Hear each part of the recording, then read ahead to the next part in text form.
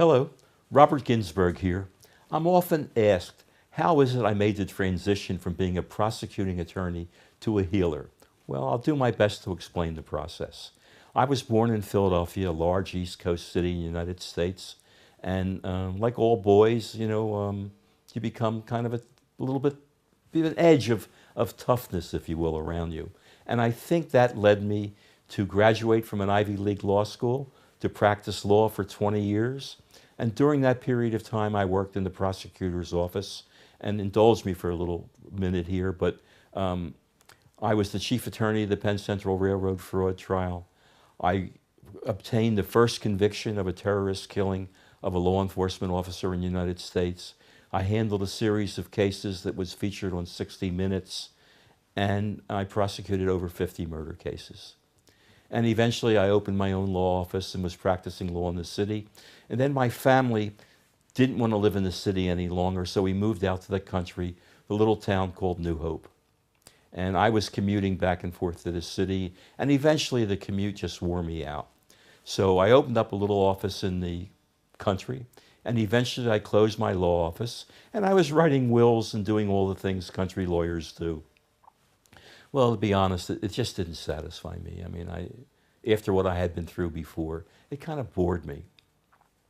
Well, a group of friends of mine were taking a singing class that culminated on a show in New York theater, a minor New York theater. And they wanted me to take it with them. Well, there was nothing in life that scared me as much as singing in public. I mean, it terrorized me. So my best friend said to me, "That's why you should take the class." So I took the class, and I got up on stage, and I sang in New York, and it was terrible, of course, but I did it. And I think that risk was very important for me for the rest of my life. And one day, somebody invited me to attend a lecture by an energy healer. I saw what this person was doing. It fascinated me, and I found I could use some of the techniques to help people with minor headaches and things like that. Well, I studied and studied and studied, and eventually became a passion. And I realized that this was my path. So I took my shingle down. I moved to California so I could be in soil where nobody knew me, and I could develop as a healer. And I studied many, many different forms of healing, and eventually I developed my own system. And I was hired by a pretty well-known school to give a 2-year training program in my method.